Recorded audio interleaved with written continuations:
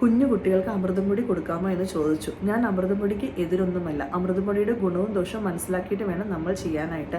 Recent ആയിട്ട് അതിലുണ്ടാക്കിയ ചെറിയ changes എല്ലാവർക്കും അക്സെപ്റ്റബിൾ അല്ല. ബിക്കോസ് അതിൻ്റെ ശുഗറിൻ്റെ കണ്ടന്റ് കൂടുതലായിട്ട് കാണപ്പെടുന്നു. അമൃതം പൊടി ഒരു മിക്സാണ്. അതിൻ്റെ അകത്ത് പല തരത്തിലുള്ള സാധനങ്ങൾ ഉള്ളത് കൊണ്ട് തന്നെ 6 മാസത്തിൽ തന്നെ കുഞ്ഞുങ്ങൾക്ക് ഇത് കൊടുത്തു തുടങ്ങാൻ സാധിക്കുന്നതല്ല. 7 മുതൽ 8 മാസത്തിന് ശേഷം 1 2 തവണ ആഴ്ചയിൽ കൊടുക്കുന്നതിൽ തെറ്റൊന്നുമില്ല. പക്ഷേ സ്ഥിരമായിട്ട് ഇത് കൊടുത്തു തുടങ്ങുമ്പോൾ ഈ ഷുഗർ കണ്ടന്റ് കൂടുതലുള്ളതുകൊണ്ട് കുഞ്ഞുങ്ങൾക്ക് ഒബീസിറ്റി, മെറ്റബോളിക് സിൻഡ്രോം വരാനുള്ള സാധ്യതയുമുണ്ട്. നമുക്ക് ചുറ്റുപാടും പലതരത്തിലുള്ള പോഷകസമൃദ്ധമായ ഭക്ഷണം വാങ്ങിച്ചു കൊടുക്കാൻ സാധിക്കാത്ത ആൾക്കാരുമുണ്ട്. അപ്പോൾ നമ്മൾ ഗുണവും ദോഷവും മനസ്സിലാക്കി വേണം കൊടുക്കാനായിട്ട്. ഗവൺമെൻറ് ജനങ്ങളെ സഹായിക്കാൻ വേണ്ടി ഏർപ്പെടുത്തിയിരിക്കുന്ന ഒരു പദ്ധതിയാണ്.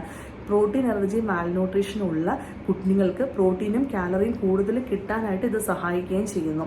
അപ്പം നമുക്ക് മറ്റു ഭക്ഷണത്തിനോടൊപ്പം ആഴ്ചയിൽ 1 2 തവണ 7 മുതൽ 8 മാസത്തിന് ശേഷം കൊടുക്കുന്നതിൽ തെറ്റൊന്നുമില്ല. 1 വയസ്സിന് ശേഷം 1 2 തവണ കൊടുക്കുകയും ചെയ്യാവുന്നതാണ്. പക്ഷേ ഒരിക്കലും ഫസ്റ്റ് ഫുഡായിട്ട് കൊടുക്കാൻ പാടുള്ളതല്ല. സെക്കൻഡ് തിങ് ഈസ്, ഇത് സ്ഥിരമായിട്ട് കൊടുത്ത് ഷുഗർ കൂടുതലുള്ളത് കൊണ്ട് തന്നെ ശീലമാക്കുകയും ചെയ്യേണ്ട കാര്യമില്ല.